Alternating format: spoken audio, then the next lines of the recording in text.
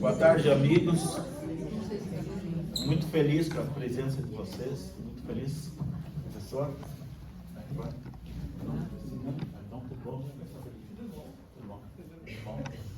Então, gente, eu estou muito feliz mesmo nesse momento que vocês vieram aqui, acudindo esse convite. Aqui é só amigos. Como é um evento de amigos, não existe formalismo. A regra é não ter formalismo. Então, nós estamos à vontade entre amigos, tá? Muito obrigado pela presença.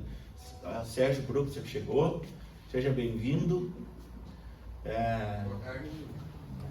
O nosso assessor aqui para assuntos pirotécnicos, como é que está aí, Cris? Certo. Tudo certo? Sim, Fica senhor. por aqui mesmo? Fica por aí. Bom, meu primeiro agradecimento, obviamente, não poderia ser diferente a Deus, que nos proporciona esse momento, nos deu a vida. Sem Ele, nós não somos nada. Então, a Deus, muito obrigado. Quero agradecer a minha esposa que está aqui, que foi ela que me lançou nessa aventura do doutorado. Foi ela, acreditou. Então a gente fez isso. E aí hoje se materializa nessa obra aí. E vocês estão aqui com isso. Então, meus agradecimentos. Sim. Nossas queridas companheiras do Lions, temos aqui a Maria Cecília, a Jaqueline, a Noeli e a Edilene. A Noeli está aqui. E a minha esposa, que também é companheira, de Lions. Temos aqui o Isaac, a nossa querida Pretinha. Eu sempre troco a Adriana com a Sandra. Esse casal aqui é suspeito, são nossos amigos queridos de muitos anos. Dindo, são suspeitos. Meus vizinhos, o Sérgio, seu Veloso, a Sabrina, da Associação de Moradores do Centro, a Chica, muito obrigado, Chiquinha. Nossos queridos companheiros do Costeiros, que estão aqui. A Adriana, minha vizinha, manda um abraço para o Álvaro. Nossos irmãos de maçonaria, que não vieram atenderam. Alex fez o convite, muito obrigado, Alex. Delegado Alex. Fico agradecido mesmo que tu está aqui, mesmo. A Pita, o Cris, todos os amigos que estão aqui. Bom, gente, muito obrigado pela presença de vocês. Eu organizei uma uma exposição, uma explanação, Porque chegar aqui assim, falar da minha tese, do meu livro, eu acho que o primeiro tem que contextualizar, e essa é a ideia, Eu vou ter que me mexer pouco aqui, Cris. Sim, porque a ideia é divulgar o livro, então a gente está gravando para divulgar para todo o Brasil. Eu quero divulgar para todas as academias de polícia, seja civil, seja militar. Para divulgar essa obra. Bom, já estava ali, Então, o livro tem esse nome, Os Modelos Atuais das Polícias do Brasil e Argentina no Marco da Democracia. Por que o Marco da Democracia? Porque os países da América Latina, todos tiveram suas ditaduras militares. Depois disso, vivemos um período de redemocratização. Só que é o seguinte, eu entrei na Academia de Polícia Militar aos 19 anos em 83, fevereiro de 83. Me formei aspirante oficial em novembro de 85, com 22 anos de idade. A gente entrava num sistema e acreditava naquele sistema, porque era o que existia. A gente leva muitos anos mesmo, para compreender quando veio a Constituição Federal de 88 e esse novo modelo de redemocratização, a gente levou muitos anos para compreender isso. Eu já era major e quando comecei a entender que o negócio mudou. E aí, muita coisa acontece nesse meio tempo. Então, essa é a ideia. E também quando eu cheguei numa pós lá na URGS, e quando nós chegamos no doutorado lá em Buenos Aires, nos falavam que a polícia militar trata o cidadão como inimigo, e o inimigo se mata. Eu digo, opa, algo estranho, hein? Eu dormi nessa aula, porque eu não vi essa aula. Aí perguntei para meus colegas de turma, chegando Maia, obrigado Maia, Edson, obrigado, os amigos. Digo, eu estou dormindo nessa aula. Aí perguntei para meus colegas, vocês viram isso? Receberam essa aula? Não. Digo, tem algo estranho. Então isso me motivou a estudar, né? Bom, primeiro para falar da nossa tese, tem que falar sobre o Estado. As pessoas não sabem o que é Estado. Pensam que sabem o que é Estado, mas não sabem. Aí tinha que trazer, então, um conceito de Estado. Aí o primeiro que aparece, chega o meu irmão Klaus ali, seja bem-vindo. O primeiro que aparece é o conceito de Trotsky. Essa obra, isso está na obra de Max Weber. Weber inicia falando isso. Todo Estado se funda na força. Claro, estamos no século XIX. Se fundava na força mesmo, né? E o Weber está falando isso. Claro que ele parafraseou Trotsky.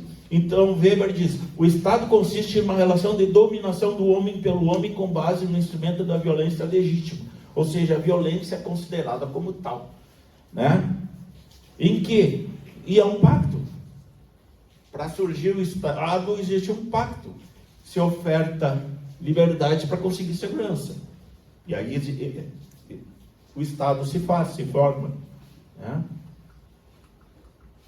O Estado, nos dias de hoje, concebeu o Estado contemporâneo como uma comunidade humana que, dentro dos limites de determinado território, já fala de Weber, e território é um dos elementos do Estado, né? Corresponde a um dos elementos essenciais do Estado, reivindica o monopólio legítimo do uso da violência legítima. A violência é considerada como tal. Veja, não é violência física, é o ato de violar. Se o cidadão está caminhando e o policial diz assim, alto lá, isso é uma violência.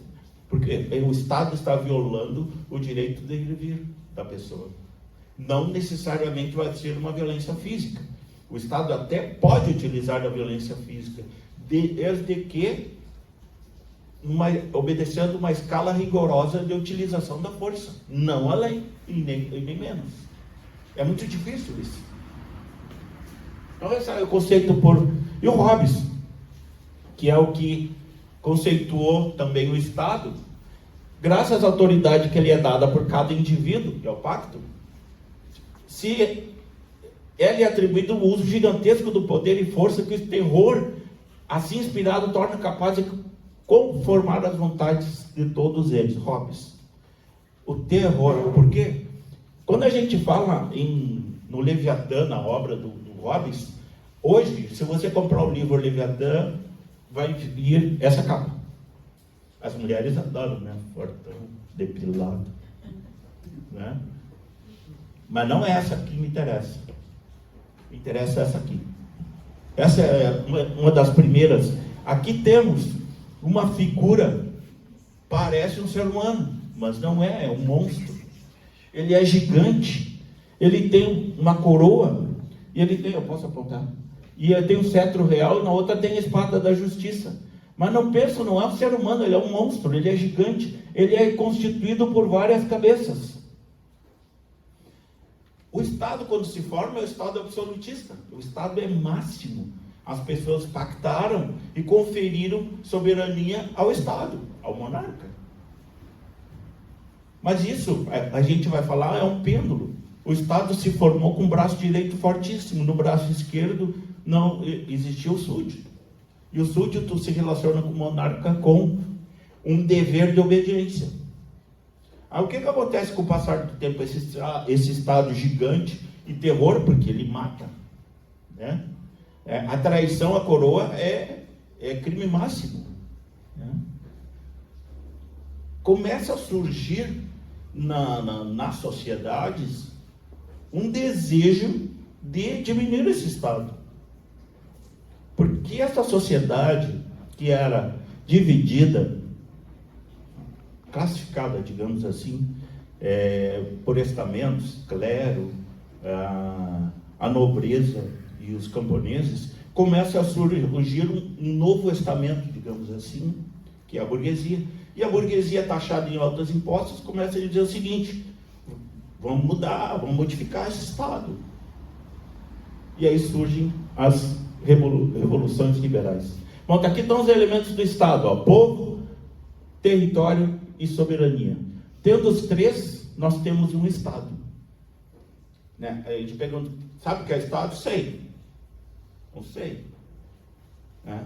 Aí eu pergunto, onde está localizado o Estado do Rio Grande do Sul? Todo mundo, no mapa. Não, lá é o território. É um dos elementos. O outro somos nós e o terceiro é a soberania. Né? Então, onde está localizado o Estado do Rio Grande do Sul, por exemplo? Então, o Estado ele não existe fisicamente. Ele é uma entidade fictícia que se manifesta nas relações. Mas ele não existe fisicamente. Ele se manifesta. Né? Então, agora estou começando a entender o Estado. Desculpe. Seguindo. E que eu falei, as revoluções liberais foram importantíssimas, porque elas diminuíram o Estado. A primeira, a inglesa, 1680, teve alguns documentos, movimentos, habeas corpus e outros. Esses movimentos, eles todos, a Revolução Americana, que proporcionou a independência das 13 colônias americanas, e a maior de todas, a Revolução Francesa, que durou de 1789 a 1794. Todas essas revoluções fizeram isso aqui, e muito mais. Elas introduziram o Estado laico, Estado separado da igreja. O que fez Napoleão Bonaparte quando ele foi coroado? Ele tirou a coroa das mãos do Papa e se autocoroou. Ele era um iodo, como nós dizemos, chamamos brigadiano. Não, ele está materializando o Estado laico. Igreja para lá, Estado para cá. Introduzir o Estado moderno, porque o Estado existia a unificação de poderes na pessoa do monarca. Agora é Estado moderno, dividido em 3 poderes independentes, harmônicos entre si. Introduzir a idade contemporânea, acabaram com a escravidão e a servidão. As pessoas saíram dos feudos, acabaram com os suplícios e as torturas. O suplício era o processo em que o juiz não conduzia, era o clérigo que conduzia. E tinha o santo ofício. Ou seja, as condutas de crime e pecado eram a mesma coisa. Agora separa. Crime para um lado, pecado para o outro. Iniciaram as primeiras concepções de polícia. Mas as primeiras concepções de polícia, a polícia vem com foco no Estado. Todo mundo já viram os filmes dos 3 mosqueteiros, né? Um por todos e todos por um. Eles protegem quem? O rei, né? O rei. Os mosqueteiros existem para a proteção do rei. Não é para a proteção do povo. Ou seja, o Estado, com seu status quo, se protege.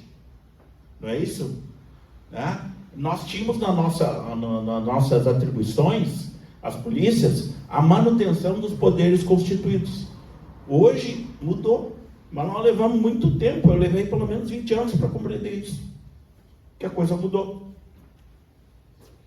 Bom, aqui o pêndulo do Bauman ele é fundamental, porque quando houve o pacto é o seguinte: você oferta liberdade para conseguir segurança. E o Bauman fala bem claro isso. Isso está num pêndulo. Nós temos, de um lado, segurança, o braço direito, o braço esquerdo, liberdades. Mas é um pêndulo. O pêndulo quer dizer o seguinte, com perdão da redundância. Ele faz assim, ou nunca assim. É um pêndulo. Bom, nós precisamos de segurança, mas também precisamos de liberdades. Mas nós nunca teremos os dois ao mesmo tempo. Ou você tem segurança, ou você tem liberdades. Quando o Estado foi criado, o braço de segurança estava no limite máximo e liberdades no zero. As revoluções liberais, elas proporcionaram uma mudança nesse status quo aqui. E o braço da segurança baixou e subiu das liberdades. E o Bob fala bem isso. Quem é que ascendeu o súdito? Ele é portador, não, de direitos não. Ele devia obrigações ao monarca. Quando ele ascende na forma de cidadão. Aí sim, ele é portador de direitos. Antes ele só tinha deveres. Aí o Bauman fala o seguinte, ele apresenta duas conclusões sobre o pêndulo. Ele fala democracia, etc, etc. Ele diz o seguinte, primeira conclusão, a humanidade não encontrou a fórmula secreta entre segurança e liberdades. Primeira conclusão. Segunda, a humanidade nunca deixará de procurá-la. Aí eu introduzi uma terceira. A humanidade nunca há de encontrá-la. A fórmula ideal, a fórmula mágica. Democracia. O que é democracia? As pessoas confundem. Jair Cocomani, seja bem-vindo. Obrigado. As pessoas pensam que entendem a democracia. Democracia é a regra fundamental, é a regra da maioria. A maioria manda. Comanda não, governa. E os que perderam na votação se submetem à vontade da maioria. É a regra fundamental da democracia. É a regra da maioria. E mais ainda, as decisões que ganham, elas são vinculatórias a todo o grupo. Os perdedores se submetem. Isso é democrático. Mas é necessário que os chamados para decidir tenham direitos de liberdade de opinião, manifestar suas próprias opiniões, etc. Direitos humanos. Nos anos 80, a gente, logo após a redemocratização, o que acontecia? Eu vi pessoas dizendo assim, eu sou dos direitos humanos. E eles enchiam o saco da gente, porque eles acompanhavam as ocorrências, né? E iam da delegacia, mas enchiam o saco, né? Enchiam mesmo. Era proposital, né? E hoje diz assim que são os direitos humanos. Não são. Os direitos humanos são um compêndio de legislações. Se pessoaliza uma coisa que não é pessoal. É legislação, é internacional, direitos humanos, né? Não é pessoal. Mas eles são oponíveis ao Estado, obviamente.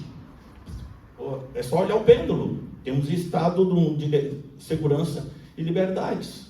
Direitos humanos são oponíveis ao Estado, porque quem que desrespeitava os direitos, e ainda faz isso, do cidadão? Quem? É o Estado. Então, os direitos humanos são sempre oponíveis, por conceituação, oponíveis ao Estado. Nasce com os direitos naturais, lá os primeiros, relativos à pessoa humana, as gerações, ou fases, enfim. Eu gosto de usar gerações, primeira, segunda, terceira e quarta geração. A primeira é relativos à pessoa humana. Estado de Direito. Vou botar aqui. O Estado de Direito é a obediência à lei. Lá no Estado feudal, se eu devia obediência a quem? Ao Estado. Agora, com o Estado de Direito, não, senhor. Agora, o Estado deve obediência à lei. Todos nós devemos obediência à lei, mas principalmente o Estado. Isso mudou radicalmente. Porque o Estado, com todo o seu aparato, ele se protegia. E utilizava das forças armadas, policiais, para se proteger. Agora, o Estado não mais se protege.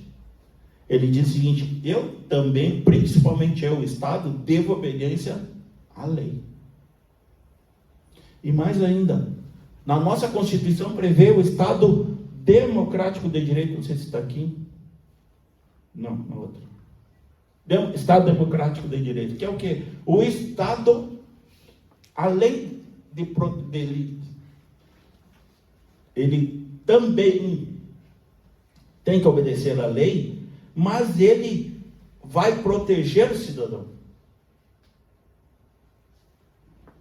Ele se volta para a proteção do cidadão, dos direitos do cidadão.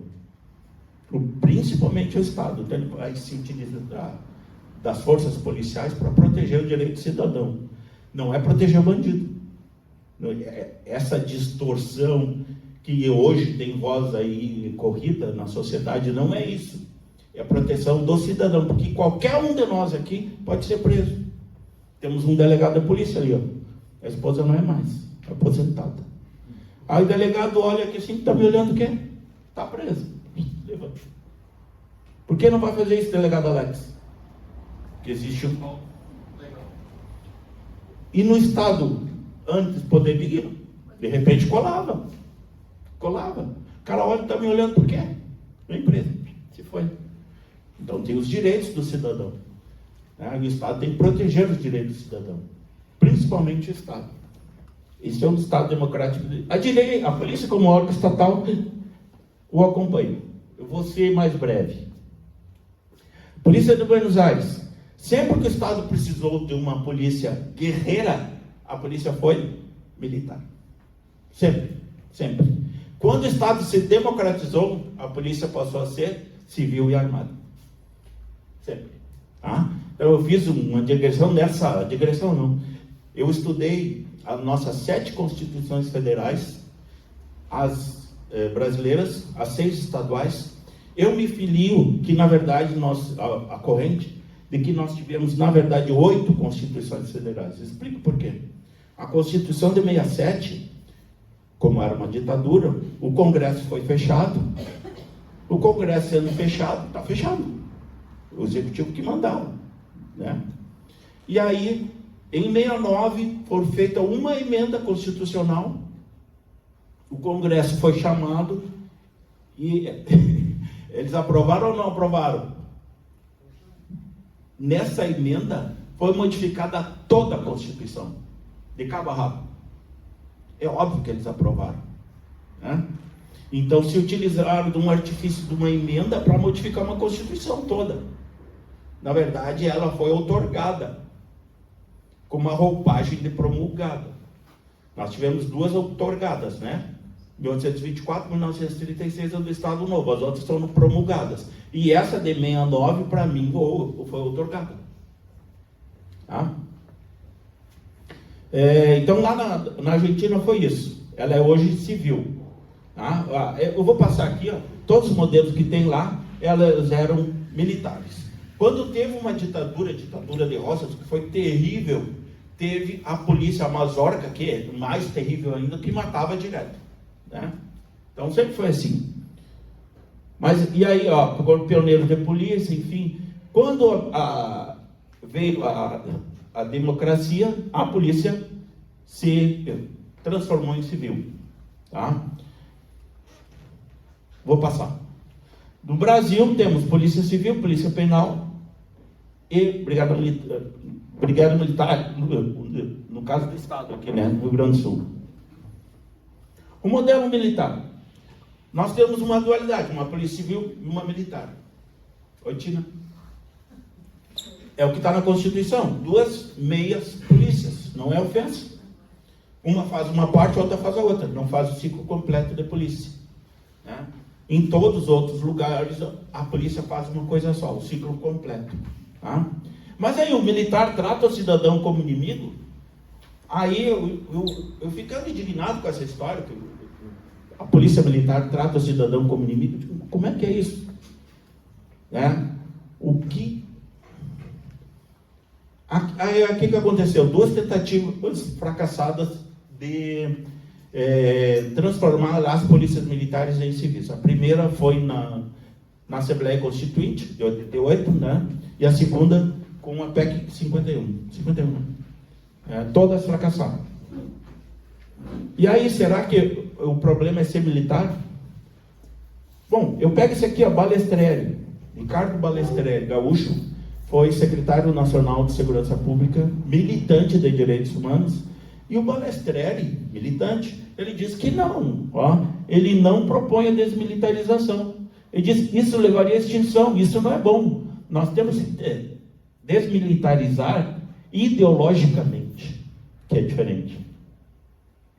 E aí eu procurei nas obras, Ana Arendt, a obra do totalitarismo, e ela fala lá, quem trata o inimigo do partido, o inimigo objetivo, não importa como ele se disfarce, invertendo o mandamento para matarás e levantarás falso testemunho.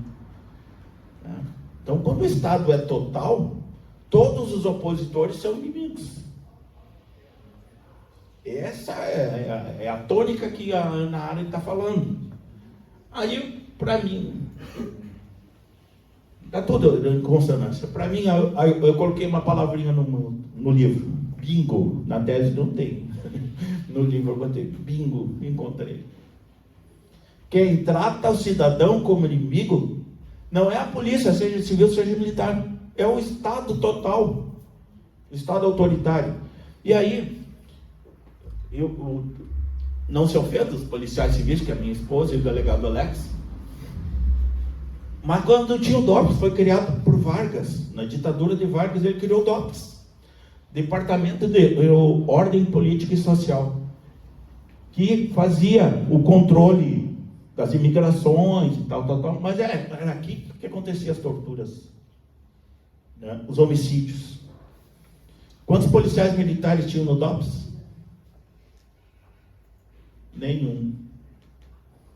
Depois, na ditadura militar, teve um episódio, coloquei no livro, uma tortura, mataram, não me lembro quantas, mais de 100 pessoas, e os militares das Forças Armadas treinavam com os adolescentes, jovens, estudantes, treinavam como torturar em público. Né? Quantos policiais militares tinham lá? Nenhum. Então, vou dizer que o policial militar trata o cidadão como inimigo. Eu não estou elogiando a polícia militar, não é isso. Nós temos distorções enormes no Brasil. As polícias do Rio, o Espírito Santo, Pará, matavam, São Paulo também, matavam mais de 1.000 pessoas por ano.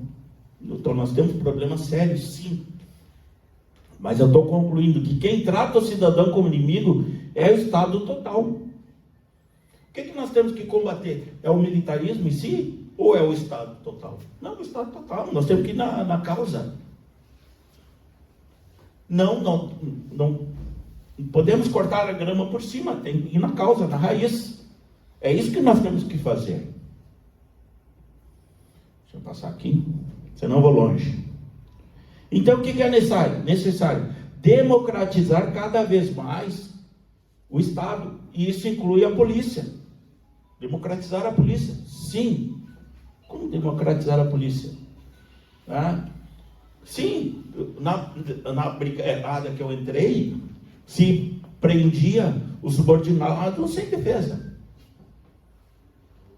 Não era assim, Edson? Não tinha defesa. Hoje tem defesa, direito de defesa. Você não é nulo. Qualquer processo, seja criminal ou administrativo, se não tiver, ali faz favor, se não tiver o direito de defesa, ele é nulo. Não é anulável, ele é nulo. Não é isso, doutor? É nulo. Então, gente, não existe modelo perfeito. Cada país cria o seu. Cada país cria o seu modelo de polícia.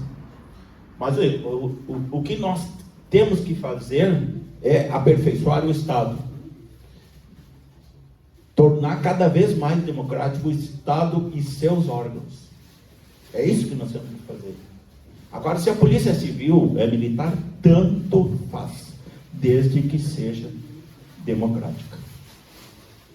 Em linhas gerais, era isso que eu queria para vocês.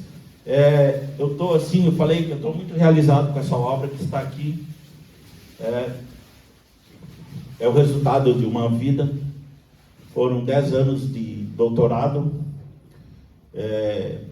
Hoje são 41 anos e meio que eu entrei na Brigada Militar. Então essa história que não é uma história de 10 anos, é uma história de 40 e tantos anos, né? 41 anos. E vocês fazem parte disso. Então eu quero agradecer a todos. Como eu falei que seria uma roda de conversas, então vou colocar a palavra à disposição. Quem quiser conversar, falar, a palavra está à disposição. Alguém quer falar? Eu li. Já disse que aqui não tem formalismo, né? Boa tarde a todos. Eu vou falar na condição de escritor também, e saudar o Medeiros, né, que já foi integrado ao grupo de escritores aqui do Vale do Taquari. Nós temos no WhatsApp um grupo de escritores e já somos em 118 participantes, escritores aqui do Vale do Taquari. Tem a professora Chica ali. Também Não se ofenda, ela gosta de chamar de Chica, é o apelido dela, né? Todo mundo conhece pela Chiquinha, né? Eu e a Ana Cecília fazemos parte da Academia Literária do Vale do Taquari, que é uma outra organização de escritores aqui na nossa região. E desejar as boas-vindas ao mundo dos literários. Obrigado. E a nossa região aqui do Vale do Taquari, eu sempre digo e repito, o Vale do Taquari é fértil economicamente, apesar da tragédia ambiental, nós temos uma produção literária muito rica. Nos últimos anos, nós temos, assim, na média, aproximadamente 35 lançamentos de livros por ano. Né? Então, para se ter uma ideia do quanto se produz aqui em termos de literatura, e ela é bem diversificada. Né? E agora, o Medeiros traz um outro gênero de pesquisa, né, que não é histórica, mas é contextualizar, né, a atuação do doutorado. Então, Medeiros, em nome de todos os escritores, bem-vindo, cumprimentos pelo lançamento, pela coragem de expor as suas ideias e as defender.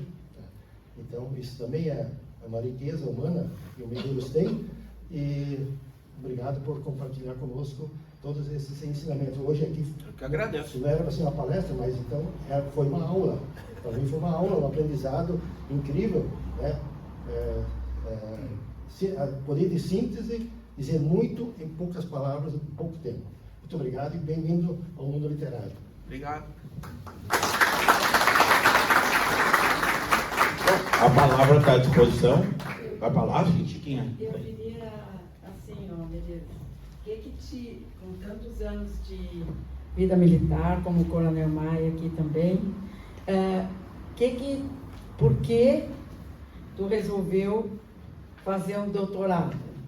E por que tu escolheu este tema da polícia, já que tu viveu dentro da polícia, né? Polícia militar, vamos dizer assim, que tem sua história, suas tradições, e parece que aí no teu trabalho tu faz algumas contestações, uma coisa ou outra. Isso. Eu ainda não li o livro, quero ler, Sim. com certeza absoluta, Sim. né? Mas assim, que tu fizesse um apanhado breve sobre isso. O que te levou a comparar polícias, é o que me parece? Sim. Bom, primeiramente, eu nem ia fazer esse doutorado, né? A minha esposa que viu o edital, né? E aí ela disse, vamos fazer. Aí eu não tinha mestrado, aliás, eu não tenho mestrado. Eu tinha 2 especializações, 2 pós. E aí eu fiz a inscrição. E aí foi aprovado.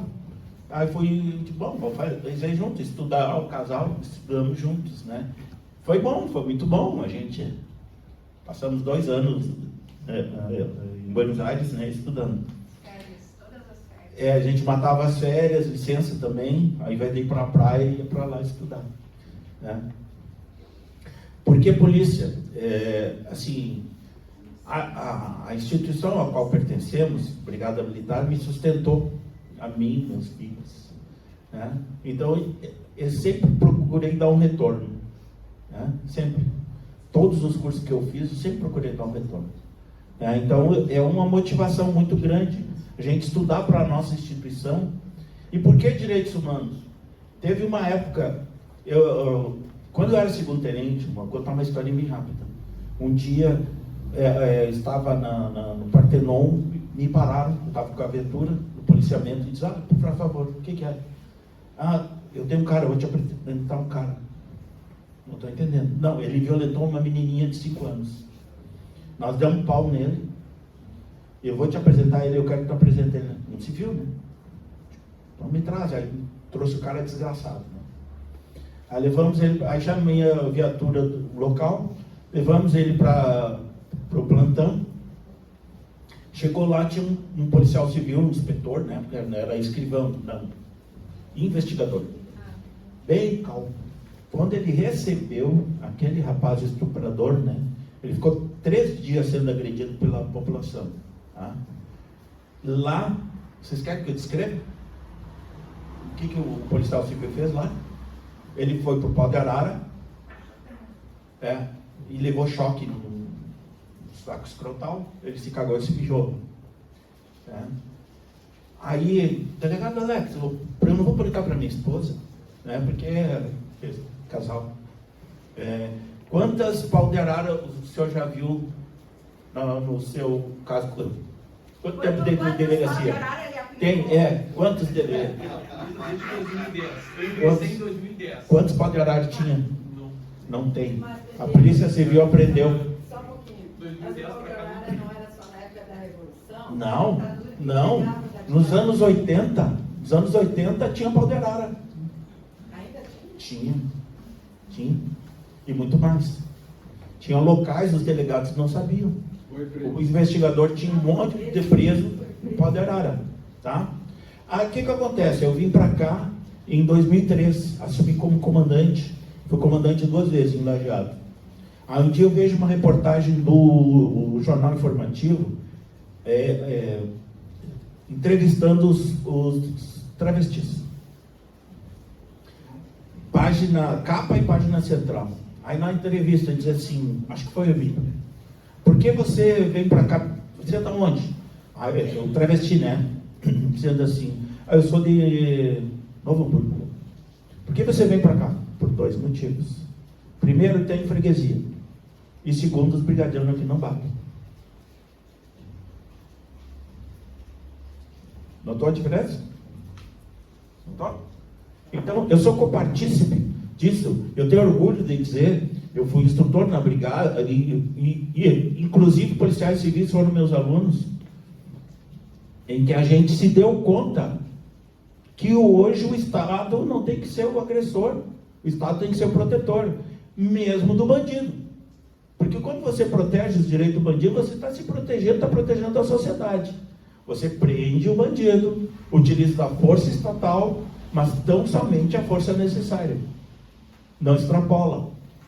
Porque a sociedade nos dá não um papel em branco, ela nos dá o poder de polícia. O poder de polícia diz o seguinte: você age em nome da sociedade, tão somente para coibir o ato ilegal. E acabou. Não extrapola. Porque o excesso é crime. Isso você leva muitos anos para colocar na cabeça do policial, seja civil, seja militar, e a sociedade, de que essa é a maneira técnica e correta de agir. Então é por isso que eu estudo. E eu estou dando esse retorno.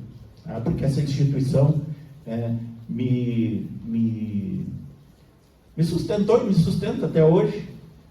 Às vezes me sustenta a minha esposa também. Às vezes. Vice-versa. É vice-versa. Deixa eu dizer para vocês o que é Tom Medeiros lá durante a discussão. Ele ficou, acho que umas 3 noites sem dormir por conta disso. E ele fez toda essa pesquisa para justificar a posição dele e da polícia militar. Acho que vocês viram, isso explica isso. Nós tínhamos um professor sociólogo muito maravilhoso. E o movimento a América Latina teve ditaduras por muito tempo, né? Argentina, todos concomitantes no momento histórico em que os Estados Unidos apoiou essas ditaduras militares para frear o comunismo no mundo. Na verdade é isso, senão essas ditaduras militares provavelmente não teriam a força para se instalar. Por isso que às vezes o pessoal diz, o Brasil vai voltar a ser ditadura. Não tem ambiente para ser ditadura, né? Não tem. Claro que aqui na volta está se tentando, né, uma ditadura de esquerda, outras de direita, mas loucura muito grande. E no movimento de redemocratização das nossas sociedades, a ONU, a OEA, recomenda, por conta do Estado militaresco, por conta do Estado aparelhado militarmente, que as polícias deixem de ser militares. O movimento é de desmilitarização das polícias logo depois da redemocratização do Brasil, um movimento muito forte, popular, defendendo isso. E o nosso professor defendeu isso. Esse aqui ficou furioso. Ele disse exatamente isso, que a polícia militar trata o cidadão como inimigo. Mas o que é o exército militar? Ele combate o inimigo. É uma primícia que se aplica, certo? Não estou dizendo isso. Aí o Medeiros estudou toda a tese dele para justificar que a polícia pode ser militar. Não é bem assim. Tanto que ele fez o bingo ali quando ele viu a Hannah Arendt escrevendo, porque a Hannah Arendt é aquela autora judia que tentou interpretar o Hitler, como ele funcionou. Não, mas deixa assim, ó. Mas ele fez a tese dele. Ele explicou que não basta. Eu estou provocando vocês agora, tá? A farda pode ser democrática. Pode e deve. Exato, porque assim, a primícia, qual é a primícia questionada pela ONU? O exército combate o inimigo. E o criminoso não é mais inimigo no Estado democrático, ele é um cidadão que está infringindo a lei, que tanto como nós, todos nós somos protegidos nas nossas liberdades, e ele vai ter as suas responsabilizações criminais, tá? Mas ele demonstrou isso, ele disse que a contento, né, provou a tese dele que não, que pode ser militar, pode, né, esse é o que ele está nos argumentando aqui. E por que comparar com a Argentina? Porque como nós estudamos na Argentina, e lá na verdade o ensino superior é totalmente gratuito, né? E o doutorado é fácil de acessar porque vai se eliminando pelo caminho. No Brasil, ao contrário, né? No Brasil, só pesquisadores conseguem acessar um doutorado porque querem pontuar CAPES. Lá não, lá entra todo mundo, sem seleção. Eu tentei fazer aqui no Brasil e eles olham, o delegado não tem tempo para estudar. Eles cortam a gente de pronto, assim, né? Ou se a gente se licencia e tudo, né? Então, lá a gente fez esse semipresencial, né? Depois mandava os artigos, por cada uma produzia artigos de 20, 30 laudas. Alguns a gente ia relaxar, né? Mas eu publiquei alguns desses artigos e eu sou mais humilde que o Medeiros. Eu não, sabe, eu tenho meio vergonha de me mostrar as coisas, mas enfim. Mas eu fiz campanhas e não escrevi minha tese ainda. Mas o que motivou o Medeiros foi isso. E eu acho que ele conseguiu até me convencer, viu? Porque eu sei o quanto ele é incomodado, porque ele é apaixonado por a instituição dele. E de fato a polícia repressora foi civil também, tanto quanto, né? Nós temos inclusive colegas delegados daquele tempo e a gente não faz uma mudança cultural só por mudança da Constituição, né? Por isso que em 80, nossa Constituição Cidadã é de 88, até a nossa geração anterior de delegados era torturadora, sim. Posso contar uma história rapidinho? Márcia, só um minuto que eu tinha. Claro. É que eu vivi a universidade na década de 70, na URGS, né? Então a gente passou por muitas coisas e a primeira coisa que a minha mãe disse quando eu saí de Lajeado para ir para Porto Alegre, não te mete em nada. Foi essa a expressão que ela usou. Não faço baixo assinado, não faço passeata, não faço isso, não te mete, porque ela tinha medo. Ninguém sabe. Ninguém sabe. Ela tinha medo, claro. Então, na verdade, mas eu comecei a lecionar à noite lá e eu convivi com um colega que era da geologia e que fazia política. E ele ele foi submetido a pau de arara e todas essas coisas. Por isso que eu perguntei se em 80 ainda tinha, que na década de 70 tinha. Tinha. Não na década de 80. Foi na ditadura, no período, e depois até a turma se desacostumar, e eu não vou pôr a mão no fogo hoje ainda, tá? Mas acho que hoje, eu acho que não tem Deixa nada. pra lá. Faz anos que não tem nada, não tem, as delegacias não tem. Eu acho que não tem. Não, nada. é que aquele tempo era oficial, né? Se existe hoje... Era recurso. Mas Era um outro recurso modelo. de investigação. Era no período inquisitivo, a confissão era a rainha das provas. Aí, hoje em dia, quando dizem, mas o cara é confessor, dá um pau nele para confessar, não funciona. Mas como a gente estudou na Argentina, eu queria dizer, a gente produziu um modelo de direito e estudo comparado para também deixar uma contribuição para a Argentina, nesse sentido. Mas deixa eu contar rapidinho uma história de um colega delegado vivo, vai te lembrar. Durante a ditadura, a mendigância, morador de rua era crime. Ok? Contravenção, né? Contravenção, e o próprio delegado, nós temos que estudar isso, tem que parar de fazer política e estudar essas coisas, tá? Vadiagem. Mendicância e vadiagem. Mendicância e vadiagem. Exato. Penal, É. Isso. Hoje é revogado. Hoje revogada Não existe mais. por conta do direito humano da população de rua, certo? E também era um processo sumário do delegado, essa responsabilização, que a gente nem estudou mais na faculdade, tanto tempo faz, né? E ali ele morava em determinada cidade que tinha carnaval. E ele quis limpar a cidade, recolheu toda a população de rua, pôs no ônibus e largou dentro da delegacia, pôs na cela. E aquilo passou o carnaval e pula para cá e pula para lá e queria para cá. O delegado se esqueceu das criaturas lá. Isso foi na década de 70. E não dava nada? E não dava nada.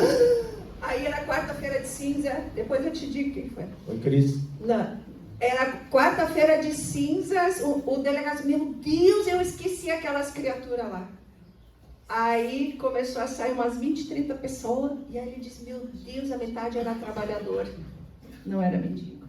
Então, exatamente, esses abusos eram, hoje nós considerando abusos, eram legítimos exercícios do poder de polícia do Estado.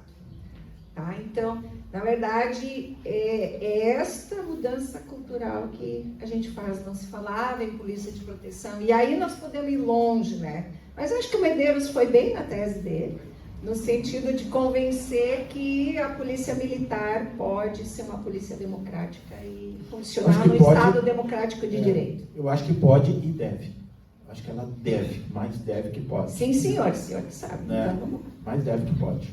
Gente, Convence a academia. é verdade, é verdade. Mas Convence a ONU eu tive a felicidade de lecionar na academia por muitos anos, né? Muitos anos. Então a gente passou essa mensagem, e a mensagem. Bom, o Maia, não dei aula no teu curso, né? Mas o Maia, que está aqui agora, foi meu aluno. Muitos oficiais foram meus alunos, delegados de polícia foram meus alunos. E a gente passava sempre essa mensagem, né? E foi muito bem aceito. Gente, eu quero agradecer. Mais uma palavra? Sim, por favor. Eu vou Meu Deus, a Sandra deve estar em costa, porque ela é vinculada a esses temas. eu primeiro assim, eu me emocionei aqui, até porque Isaac, porque quão lindo é isso que tu disse. Eu quis devolver a minha parte. Né? É muito lindo isso, é muito simbólico para mim quando nós vemos na educação pessoas às vezes que se formam, que têm as possibilidades e não devolvem aquilo para a comunidade, não devolvem para as pessoas. E o conhecimento, quando ele é compartilhado de uma forma tão singela, né? Quando eu vi o título, eu pensei, meu Deus do céu, vamos lá, né? Mas vou, né? Porque a gente tem que prestigiar o amigo. E de quem teve a honra de ter essa dupla dentro da escola, de uma escola de periferia, onde as pessoas, uma parte das pessoas era contraventora e a gente tinha que dizer que a polícia é segurança. Eu sempre usei essa frase. A polícia, ela é segurança. O carro da brigada passando na vila é segurança. E a gente tem que ter a convicção.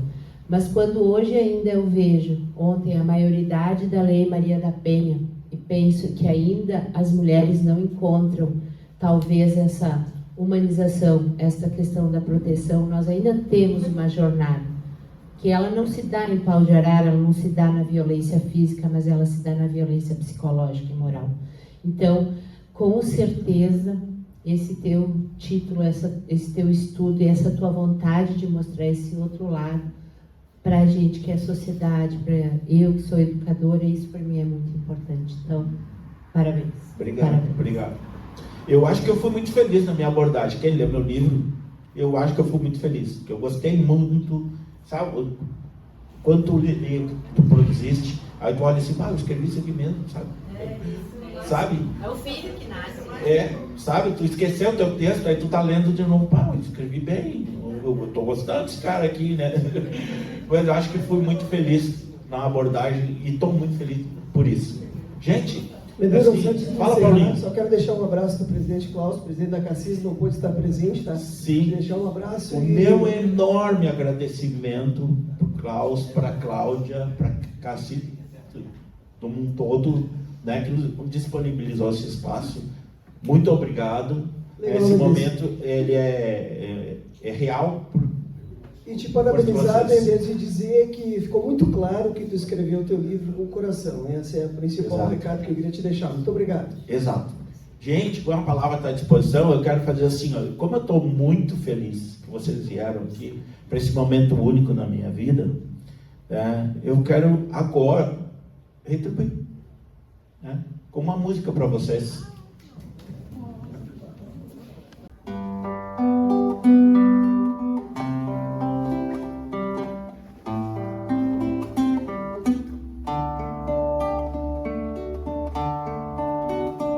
Os amores, tal as flores, são encantos passageiros,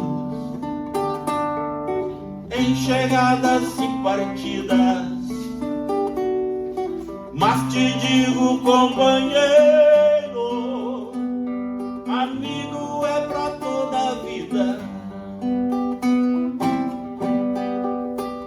Todo amor cobra seu preço, brilha, mas se despedaçar, beija e deixa cicatrizes. Porém as horas felizes o amigo traz de graça. Amizade é dom divino da paz, é poesia e violão, cantando a mesma canção, com duas vozes iguais. São os amantes da vida, que brilham nos olhos da gente. Um amigo é para sempre, um amigo é para sempre. São os amantes da vida, que brilham nos olhos da gente. Um amigo é para sempre, um amigo é para sempre. É um duende, é uma fada, é nosso anjo da guarda. A mãe, o pai e o filho, a eterna mão abençoada, sempre estendida ao auxílio. Quando mesmo Deus nos falta, mesmo assim está presente.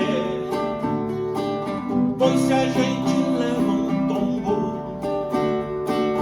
o amigo empresta ao ombro e chora junto da gente.